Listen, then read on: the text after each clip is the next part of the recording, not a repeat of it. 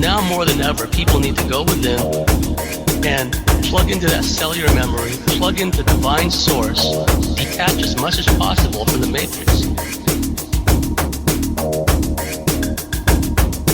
A lot of these people that have all these abilities, who have celestial star ancestry,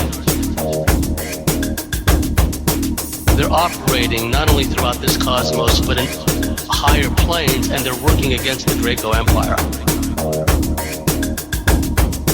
The photonic energy and the cosmic rays will activate our higher centers.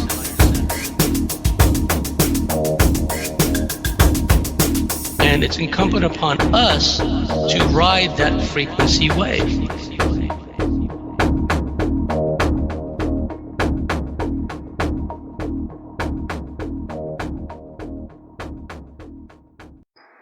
Hello again, everybody. This is James Bartley, and you're listening to Bartley's Commentaries on the Cosmic Wars. Well, interesting developments in the wake of Donald Trump's inauguration. First, we have these weird protests breaking out all over the place where women are walking around dressed as vaginas. And think of Gloria Steinem, longtime CIA asset, and her feminism. And really, that had nothing to do with feminism. It had everything to do with destroying the family and women's rights, women's equality, etc. Don't treat us as a sex object, right? And these women are walking around dressed as big vaginas. Geez, these other countries must look at the U.S. and Britain and wonder, like, what? Besides the fluoride, what are they putting in the water, right? A little known fact, and I'm going to reveal a deep, dark secret in the alien abduction field. See, the vagina is an archetypal image. And what these archontic rulers do, or would-be rulers, let's say, is they like to push these archetypal images that really makes it difficult to wrap our minds around in our faces. And it affects us at a very, very deep level. Now, throughout the ages, we've had fertility cults, women's fertility cults, votive offerings given to ensure fertility for a given community. It wouldn't surprise me if a lot of these women's fertility rights down throughout the ages came about as a direct result of the most recent spate of celestially driven cataclysms. Humanity needed to build up its population again, needed more people on the planet because of the mass culling as a result of these celestially driven cataclysms. So it comes as no surprise that over the years and over the centuries, over the millennia, there would be these fertility cults, right? And it would be still in honor of the divine feminine. What we're seeing here with all these Soros-funded women's marches where they're parading around dressed as vaginas is we're seeing a complete inversion of the whole concept of the divine feminine. And these were the same people, well, I wouldn't say the same people, because a lot of the women's libbers in Gloria Steinem's time, they've kind of gone bye-bye, they've gone away, they've passed away, they're well past their dotery. This is just the new generation founded by the likes of George Soros. And it's a complete inversion of the whole concept of equality for women. At least in the old days, these faux CIA-funded, Ford Foundation-funded feminists, quote-unquote, paid lip service to equality. Don't treat us as a sex object. We're going to burn our bras to make some kind of a political statement. And all of it was designed to destroy the family in the long run. Boy, howdy, did they do a good job of that. But what we're seeing today with the parades and these protests of these empty vessel, freaked out women, well, that's working at a very deep archetypal level. And really has nothing to do with the fertility cults that I mentioned earlier. here's the dark secret I alluded to. And those of you out there, males and females that have had alien abduction experiences, you will know through experience, and some of you may have blown these experiences off because you didn't know how to quantify them. You didn't know what kind of conceptual framework in which to regard it, because it worked on such a deep archetypal level that it made you even question your own sanity, perhaps. And I'm getting to the concept of sex, because just as the advertising types tell you sex sells, but also for social engineering purposes, sex sells. Well, in an archetypal, deep soul level, sex also works. And many people that have had astral experiences know that the lower astral is highly charged sexually. We are sexual beings. These archontic negative entities, negative beings such as the negative greys and negative reptilians and all these negs, they've evinced this obsession with human sexuality, not just for genetic hybridization purposes, au contraire. They also like to tinker with human sexuality if they decide to slot someone into a certain category, behavior modification-wise. They may manipulate someone so they go through, let's say, some gender confusion. Let's say that these entities have the ability to alter someone's sexual orientation. So they're really into sexual manipulation all across the board. And I want the alien abductees listening to scan your memory banks and see if you have had the kind of experience that I'm talking about.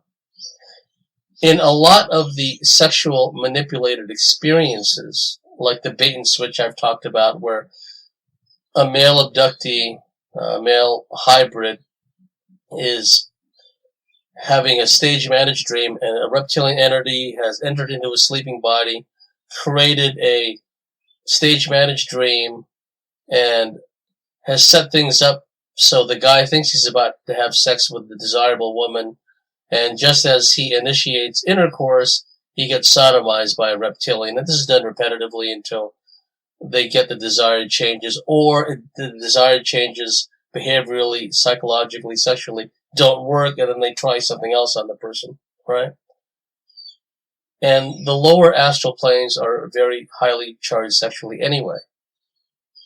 And what the reptilians and some of the greys and other negative entities do is, in some of these stage-managed dreams, we will be confronted by a very large, seemingly living vagina. It could be 4 or 5 feet across. The detail on it, it looks like it's alive.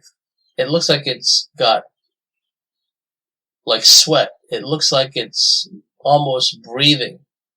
And it's very large, and it's in our field of vision. It's right in front of us. And also, while we're witnessing this archetypal spectacle, the reptilians and other negative beings are manipulating our sexual chakra, our base chakra. So we find ourselves in a highly aroused, sexually aroused state, and where we're confronted by a very large vagina. Now, understand, not only do male abductees report this, female abductees report this as well. So, this archetypal image of a very large vagina in front of us in a stage-managed dream, and this very large vagina, there is not a body connected to it. It is a standalone vagina. So what I'm saying is, it's not there in front of you beneath a huge pair of legs. right? Like a giant is standing in front of you, and you happen to be standing at just the right height and looking right at this vagina. No, no, no. It is a standalone vagina. And it's got all the anatomical parts. Pubic hair, all of the parts. Except the only difference is it's very large. It seems to be even breathing. It seems to be alive. And it seems to be emitting this powerful sexual energy.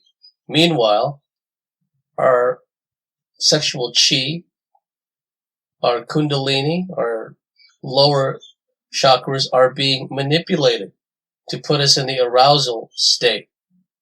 And then we wake up in the morning and we say, WTF, what the hell was that all about?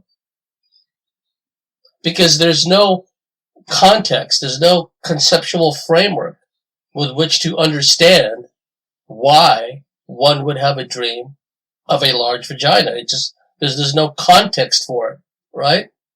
And so that's the first thing I thought about when I saw all these empty vessel, manipulated, Muppet women disgracing themselves, walking around dressed as vaginas. It's archetypal. It's working at an archetypal level. And I'm telling you, for those people out there that are under severe reptilian sexual behavior modification, the image of women parading around dressed as vaginas, that might just send them over the top, all right? So I just wanted to get that right out at the get-go. That deep, dark secret, I've only talked about this subject on a handful of occasions. I discussed it with Barbara Bartley, my mentor, the late, great Barbie Bartley, my spiritual mama. I talk with Barbie about anything. The reps, any negative entities would do the most painful, degrading, humiliating things to me. At night and the next morning, I would be on the phone, full debrief, clinical discussion with Barbie. And after a while, it was like we developed such a database, right, of data, of Barbie and I, because she'd already been in the field for 30 years plus. And basically, she'd seen and heard it all. And she'd spoken and worked with countless abductees, especially as regards the sexual manipulation, gender reorientation agenda, etc., etc., etc.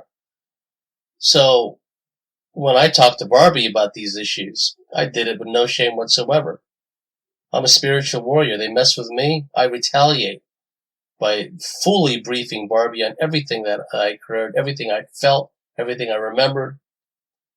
And then she would provide me insight based on her 30 plus years of alien abduction research.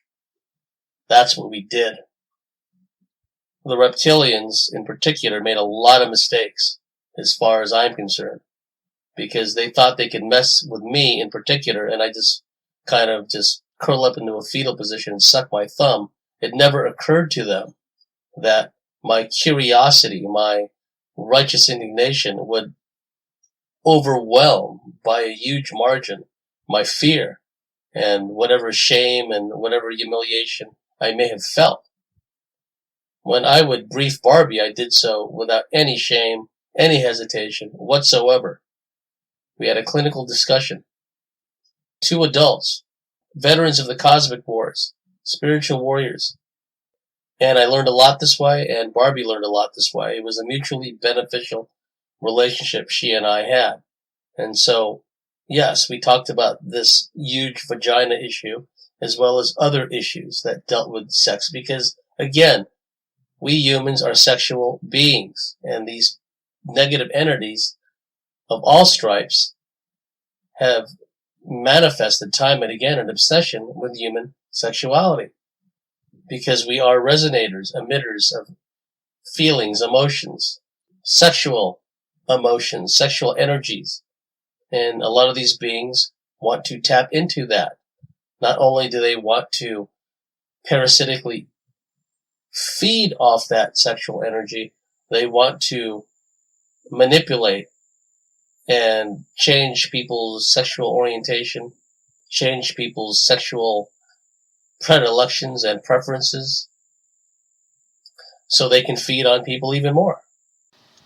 Another thing that should be pointed out is that the organizer for the Women's March is none other than Salah Sarsour, a Palestinian Muslim who happens to be connected to Hamas. Very interesting, and it shows how this manipulation works at a number of different levels. Right off the bat, you see the old let's hate on Palestinians because they're all terrorists and they're evil and they want to destroy us. The old demonize the Palestinians meme. And people with pretty much a Fox News / InfoWars mentality. InfoWars basically nowadays just a half rung above the Fox News memes. There's really not much difference between them anymore. Where did Hamas come from? Well, depending on your source, back in the day, true intelligence professionals would have told you, not the frauds from the American Enterprise Institute, not the frauds from the Near East Institute, or frauds like Neil Livingstone, the so-called terrorism expert of the 70s and the 80s, or Rand. None of them. I'm not talking about them. I'm talking about real, true intelligence professionals. They would have told you that, depending on the source, Hamas was created either by Shin Bet, Israeli Internal Security, or Mossad. And who comes rocking up as the leader of the Women's March, the women walking around with vagina costumes? It's none other than a woman, a Palestinian American woman, who has connections with Hamas. Woo woo. And see how that also feeds into the anti-Islamic meme as well. It's working at a number of different levels, folks.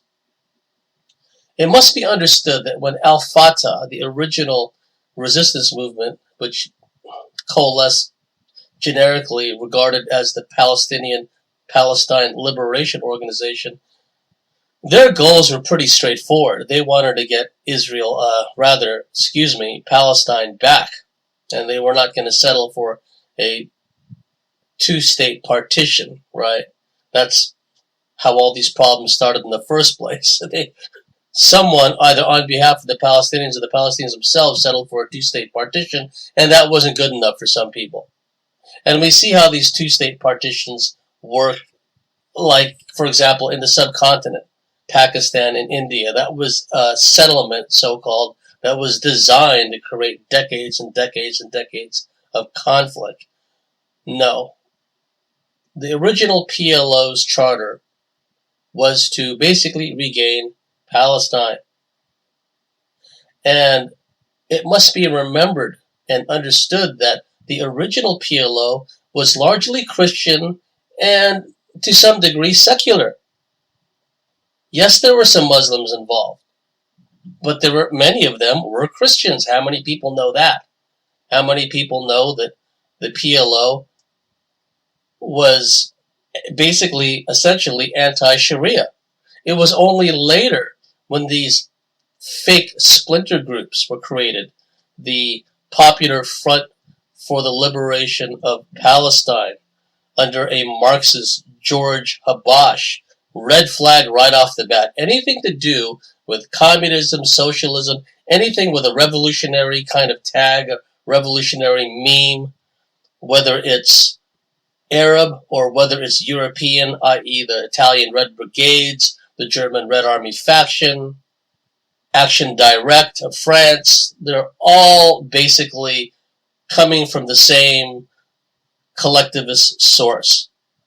And then, of course, the two sides of the same coin, puppets on both sides being played by the same source, the West, NATO, has to counter that, and then they came up with the bright idea of Operation Gladio, setting up all these terrorist attacks, bombings, etc., and then blaming it on the Italian Red Brigades, blaming it on the German Red Army faction, blaming it on the Baader-Meinhof gang in Germany. Well, Baader-Meinhof were useful idiots if there ever was one. So I'm giving you, listeners, just a capsule rundown of how all these fake terror memes were created back in the day, right? And so now we have this woman, Salah Sarsour Raqqa, a member of Hamas, a woman who is an ardent believer of Sharia law. It's another irony. All these women walking around in vagina outfits are being handled essentially by a Soros-funded woman who believes in Sharia law, being veiled. Put veils over those big vaginas. That would make more sense to me, right? So you have this Sharia woman with the mindset, and this was all created by these Pakistani ISI, Saudi created madrasas in Pakistan and elsewhere, the Gulf states, where there were entire schools, Saudi Gulf state petrodollar funded, and the whole Saudi meme is just another side of the coin of the whole collectivist meme. It's all the same. That's why the Israelis and the Saudis always gang up on Yemen. And if you study the history of the conflicts with Yemen going back decades, that's just a blatant example of where the Saudis and the Israelis are tag teaming on a particular country, using the excuse of fighting communism, of course, back in the day. So this Salah Sarsour woman is Sharia, and it goes back also, folks, to the original charter of the PLO. They didn't have this concept of a pan-Muslim, pan-Islamic concept where they're going to create a caliphate and have all of the Middle East turn into a Sharia kind of regime empire. No, no, no. Original PLO's charter was much more modest and meaningful to them. They just wanted to get their country back. It was only these Shin Bet Mossad created organizations that came up with all these different memes, this pan-Arab, pan-Islamic meme of creating and making all these different countries in the Mediterranean, the Middle East, the Near East, and extending further and further outwards into like a large Sharia, Wahhabist, Salafist form of control. That had nothing to do with the original PLO.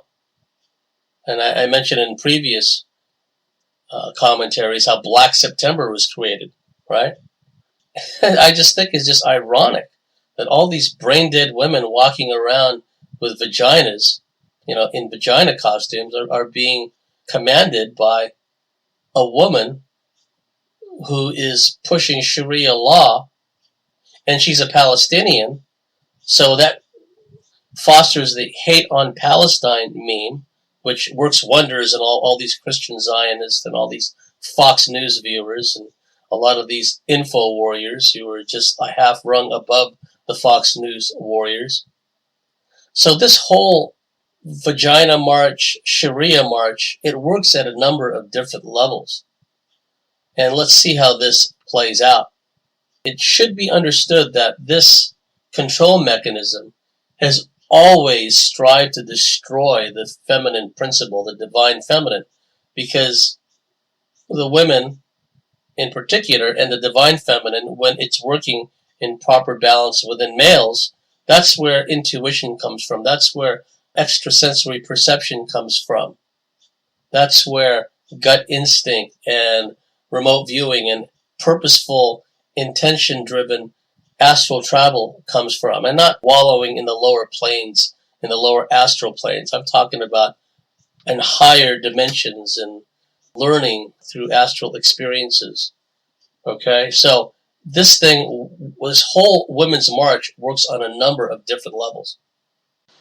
One other thing about the whole seeing a large, living, breathing, archetypal vagina staring at your face in your grill, I didn't mean to imply that all abductees experience this, only that some have.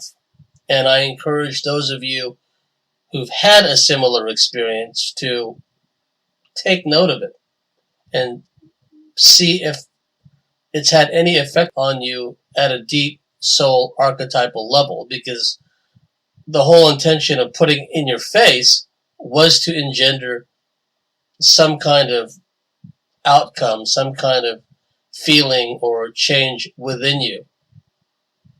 Anyway, I thought I'd throw that out there because they're putting it in our face now. Where do you think these ideas come from? You look at George Soros, he's a friggin' lizard. Hooded eyelids, the whole thing. He's got it all going on. George Soros does. So is it any wonder that, from an archetypal basis and archetypal images, they affect us at the soul level? We're being confronted by these freaky hosted women dressed as vaginas. Okay. I don't want to belabor the point, but working on archetypes, these negative forces are. So recognize it for what it is, let it wash over you like water off a duck's back, and move on. Okay, third day in office, Donald Trump signs off an executive order, pulls the U.S. out of the Trans-Pacific Partnership. And this has had a knock-on effect on a number of countries, not just in the U.S. I mean, people that know about the Trans-Pacific Partnership, the TPP, and what it means to national sovereignty, what it means to the local economy, what it means to life itself, they're having a hallelujah breakdown, and I can't blame them, because this is a big deal. Let's see where it leads. Let's see what Trump does to follow this up.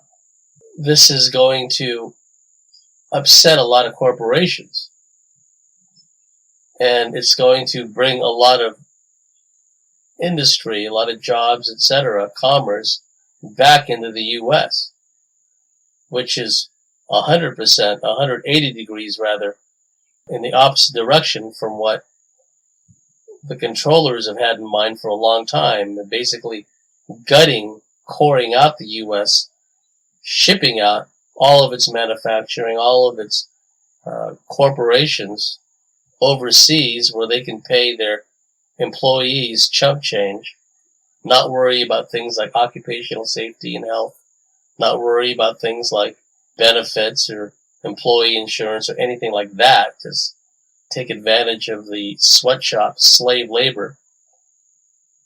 And as a result, for many years, the U.S. economy and the U.S. standard of living has suffered. So, very interesting development. And he did this on the third day of office. Let's see. I'm still open-minded about all of this. I'm still open-minded about Donald Trump. I like to observe. I like to watch. See if I can pick up any trends. Let's see how this plays out.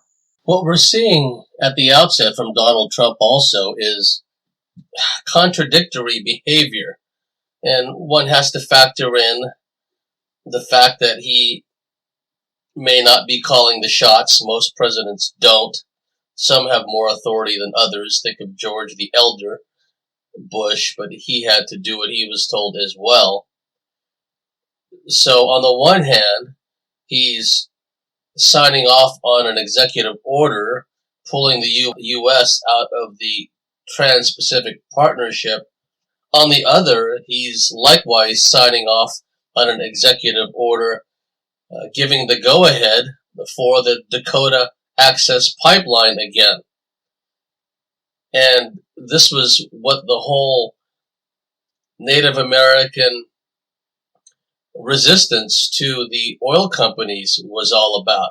which a lot of people had breathed a sigh of relief several weeks back, thinking that, okay, we won.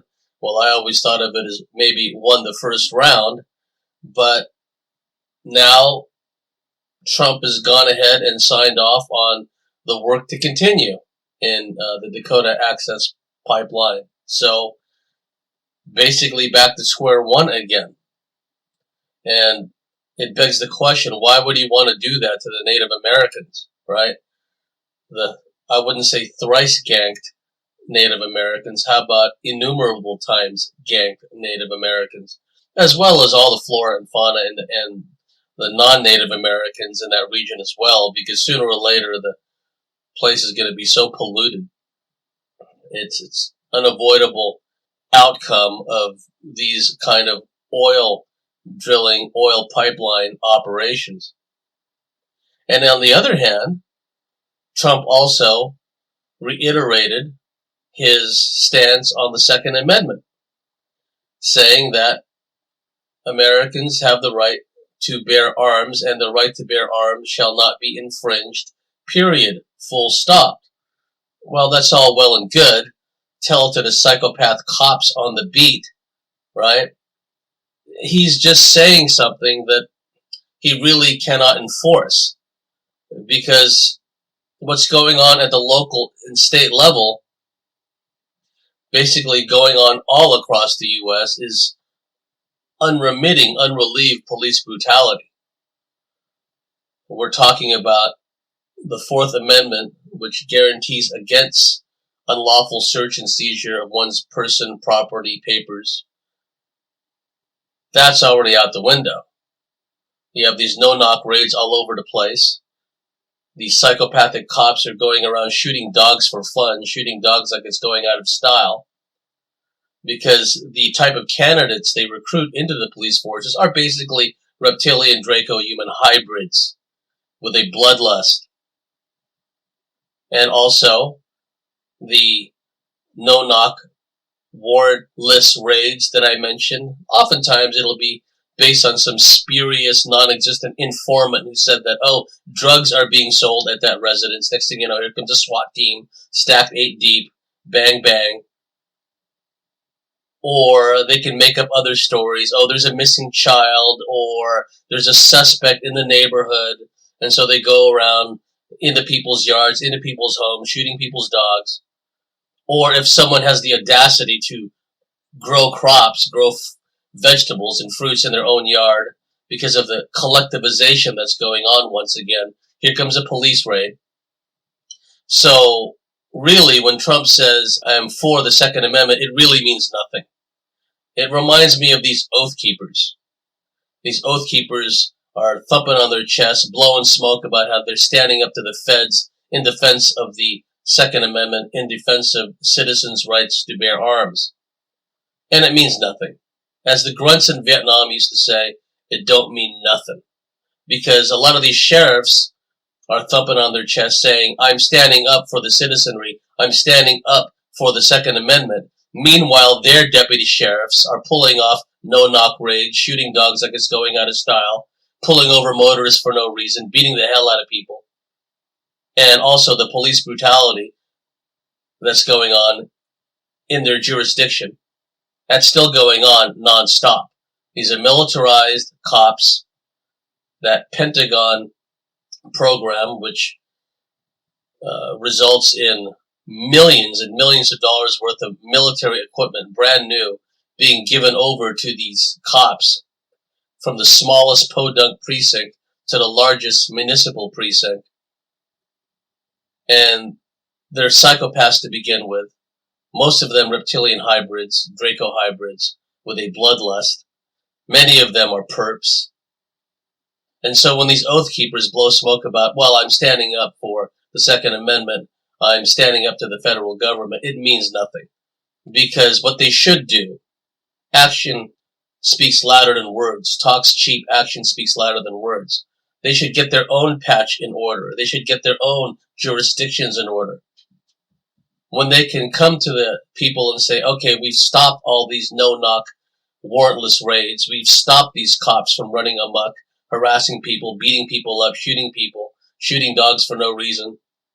When they can prove they've done that first, then they can blow smoke about standing up on behalf of the Second Amendment, standing up on behalf of the right of citizens to bear arms. And until they do that, then they're just a waste of time as far as I'm concerned.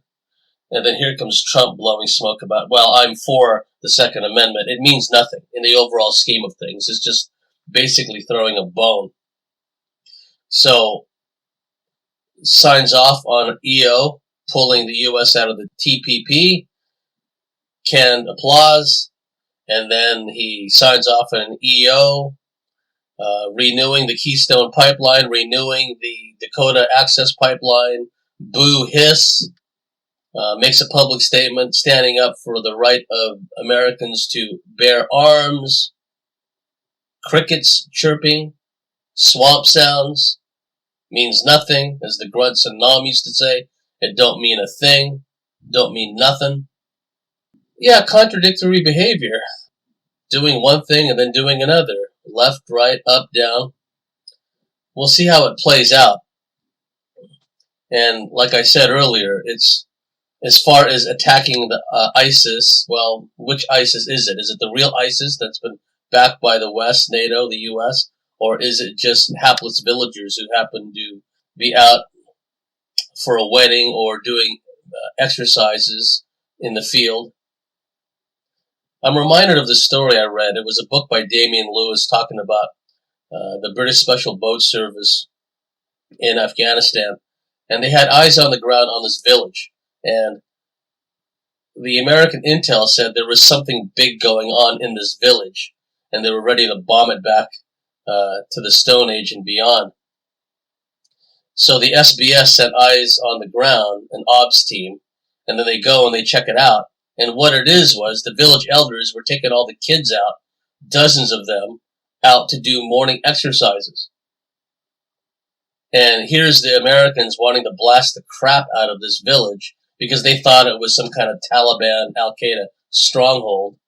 Then the Brit SBS go there and say, no, it's just kids exercising. Down, boy, down. Call off your airstrikes, call off your drone strikes. One trend that I am noticing is this purposeful effort at making a savior or a messiah out of Donald Trump. We saw something similar with Obama, but with Trump, what's coming out on the news feeds on Facebook are fictitious stories put out by the likes of Saoirse Fall, a notorious disinformation shill on the internet. Saoirse Fall specializes in putting out feel-good stories against the New World Order. Things that people would like to happen. Feel-good stories that people want to see transpire. Things that make it seem as if the New World Order is losing. And so suddenly we see these stories coming out which have not been verified and have not been substantiated of Trump orders an FBI raid on the CDC. Trump does this, Trump does that. We have to not allow ourselves to be pulled into the Messiah, Savior, need to have a Messiah, need to have a Savior complex. Again, like I said earlier, talk's cheap, actions speak louder than words. And contradictory behavior, which ultimately benefits the corporations once again, i.e., the Dakota Access Pipeline, etc., etc. Well, we have to look into that. Another thing that people have to understand is apparently Donald Trump's mentor was Roy Cohn, C-O-H-N. That's a name that people out there should do some research on. Roy Cohn. Apparently he was a mentor to Donald Trump, a young Donald Trump. Take the time out to study that guy's career. But anyway, getting back to the Messiah-Savior complex, we're starting to see a number of stories, unsubstantiated stories of Trump ordering this, Trump ordering that, ordering the FBI to raid the CDC, right? And that's another thing that's interesting too, is and I hope something comes out of this, how he's appointed Robert Kennedy Jr. as the person to investigate the efficacy and safety of vaccines. Now, I hope that Bobby Kennedy Jr. hasn't been turned. I mean, his uncle, he has had two uncles bumped off. Not many people know this, but Joseph Kennedy Jr. was sent off on a suicide mission in, I think, August 1944 in World War II. He was a long-distance Navy B-24 pilot. The B-24 had a much longer range than the B-17 Flying Fortress. The B-24 Liberator was modified by the Navy for anti-submarine patrols and naval ocean surveillance. And Joseph Kennedy Jr. was regarded as one of the best B-24 Navy pilots in the business. Somehow he got pulled into a project called Operation Aphrodite, and it involved the use of drones. Drones have been in existence for a long time. In a nutshell, it was a suicide mission. A remotely piloted B-24, a radio-piloted B-24, would be loaded down with explosives. Joseph Kennedy would fly it over France, and then he would bail out, and a trailing plane would direct the B-24 loaded with explosives down onto a missile site. And people who checked out the electronics, the circuitry, as far as the explosives on board the plane were concerned, were saying, this is so faulty, these charges could go off, and they can just go off all of a sudden and without even any remote radio commands, right? Well, that was the whole idea. Long story short, sometime in August 1944, Joseph Kennedy Jr. was piloting the B-24. He stopped piloting it. The trailing plane was at that point going to remotely pilot the B-24 into the German missile site. Meanwhile, Joseph Kennedy Jr. was supposed to bail out. He didn't bail out. The plane blew up in midair. Suicide mission. That's one Kennedy 86th. Okay? People always think about Bobby Kennedy and Jack Kennedy. No, they were not the first Kennedy sons to be bumped off. Joseph Kennedy Jr. was bumped off in Operation Aphrodite on a suicide mission in World War II. Of course, you know what happened to Jack Kennedy, and you know what happened to Bobby Kennedy Sr. So hopefully, the fact that Robert Kennedy Jr. has had a father and two uncles bumped off, maybe this will make it well nigh impossible for Robert Kennedy Jr. to be bought off or be intimidated. And he has been on this crusade exposing the dangers of vaccines. More power to him. And Donald Trump has appointed him to apparently take part in some committee or something to check out the dangers of vaccines. Let's see how far that goes. But as far as that goes, I believe that. As far as these raids on the CDC are concerned, I'm not so sure about. So, again, we have to watch out and be careful we don't get sucked into this Messiah savior complex where Donald Trump is concerned. Talk's cheap, action speaks louder than words. We're having contradictory behavior in the early going, pulling the U.S. out of the TPP, EO allowing the Dakota Access Pipeline to go on, appointing Robert Kennedy Jr., a known anti-vaccine crusader, to take part in a committee about vaccine safety, throwing a bone about the Second Amendment. Let's see what happens. Shifting gears now, I'd like to talk about the madcap, berserk, psychopath driver in Melbourne who ran down a number of people, killed a few of them, and severely injured a number of others. Unlike Nice, France, which was a complete hoax, false flag event, with all these screaming crisis actors, terrified or acting terrified, posing for the cameras and pretending to run away in terror.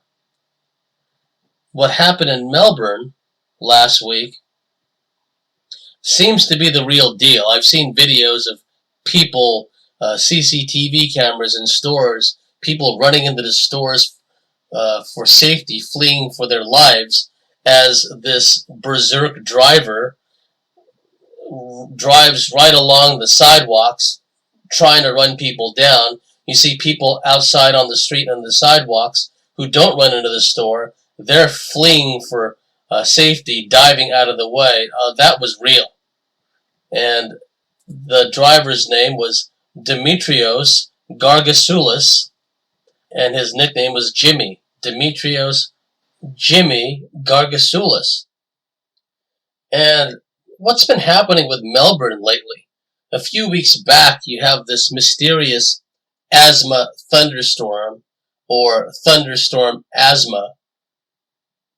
In the old days, when you look up clouds, like in the Encyclopedia Britannica, there'd be like 6 or 7 different clouds, right? And then we have the chemtrail era, where we look up and we see a permanent chemtrail haze. And so what NASA and these other agencies have been doing is just basically making up names for chemtrails, chemtrail patterns. They come up with this Latin-sounding name and say, oh, that's the name of a cloud now. And they have these books printed with illustrations for children that show all these chem clouds and chemtrails and chem bombs and whatnot, but they all have snazzy Latin-sounding names to fool the children and the young people into thinking they're natural and they're real. And now they come out with this asthma thunderstorm. We're supposed to believe that asthma thunderstorms have existed since the dawn of time. Asthma thunderstorm pops up. Thousands and thousands of people flock to the emergency departments with respiratory problems. A number of people die. And then, next thing you know, this mind-controlled nutter runs over a bunch of people in Melbourne's CBD, Central Business District. And of course, surprise, surprise, this crazed Melbourne driver, Dimitrios Jimmy Gargasoulis, has a bunch of rants on Facebook. Of course he does. Just like the guy in the fake hoaxed Aurora, Colorado event. He's got to have all these Facebook rants. The Jimmy, I forget the guy's name, who supposedly shot up and killed exactly 33 students at Virginia Tech University several years back. Of course, he's got these rants on Facebook and on social media. But the difference in this particular case, there have been fatalities, there have been people killed, and this Gargasoulis character supposedly made a bunch of Facebook comments. And what does he sound like? He sounds like a raving conspiracy theorist nut. Of course he does.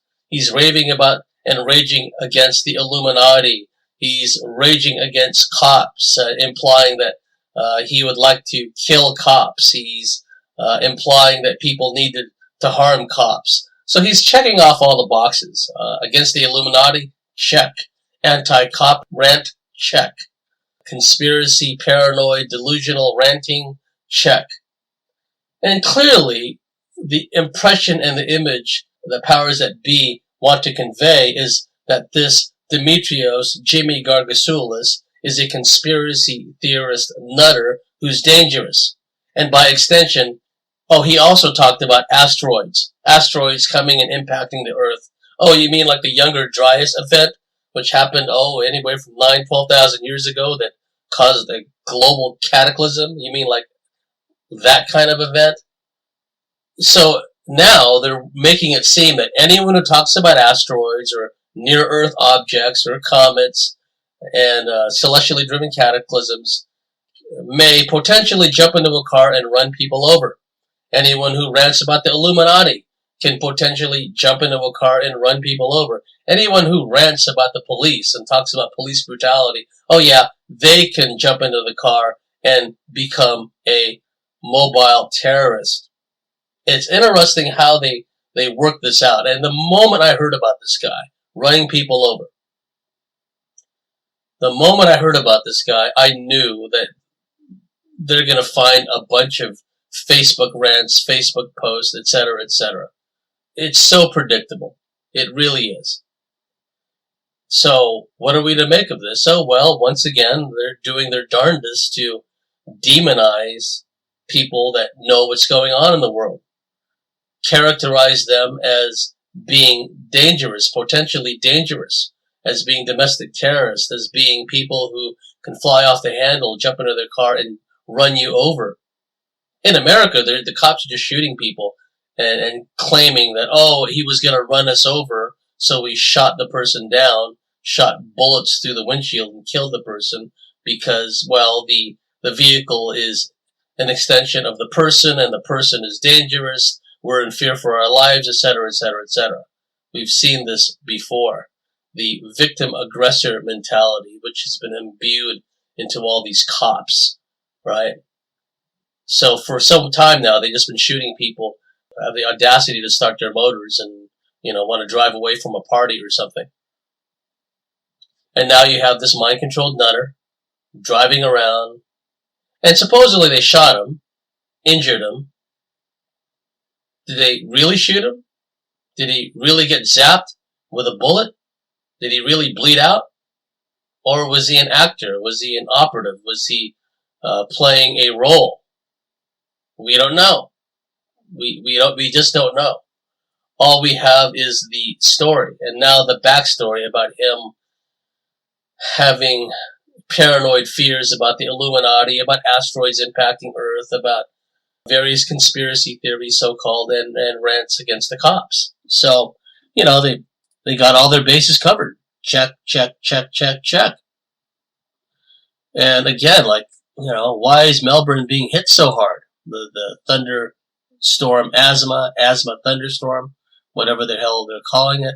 And now this. A few years back, New South Wales was hit. I'm absolutely convinced New South Wales was hit by a weather weapon. It wasn't the first time, it wasn't the last time. Large parts of New South Wales, Sydney and other parts, north and south, were without power for many days because of a weather weapon. And the powers that be can create these weather weapons out of the blue, as it were, or out of a perma chemtrail haze. So, weather is being used, electromagnetic frequencies are being used. Oh, another thing that the fake scientists and the fake cloud experts are talking about these days are fire rainbows. Oh, look at the pretty fire rainbows. And so they post a picture of these wispy chemtrails, and then you see these light phenomena effects, a rainbow prismatic effect, and they just make up a term. They have a Latin-sounding name for them, of course, but they, as a nickname, call it a fire rainbow. Really, it's electromagnetic frequencies harping that's having an effect on the chemtrails and creating the light phenomena effect. But they just make up a name right on the spot. It's a fire rainbow, right? Weather weaponry, mind-controlled nutters turned loose, or maybe he was some operative and he never really was shot. I don't know. There were two young men, credit to them, who ran out into the street in this downtown area of Melbourne with baseball bats, and they tried to stop this guy, right? More power to them. Most people just, understandably got out of the way and headed for high ground. But these two young men tried to make a difference and stop the guy. Good on them. So anyhow, that's what's been going on in the last few days and the last couple of weeks. As this energetic frequency shift continues, we can expect to see more and more berserk behavior on the part of those that are not handling this energetic shift very well. So everybody, stay grounded, wear your hematite bracelets, work with your tensor rings, work with your orgone, stay embodied, stay grounded, maintain your inner harmony, and thank you for listening to this week's edition of Bartley's Commentaries on the Cosmic Wars. And we will see you next week.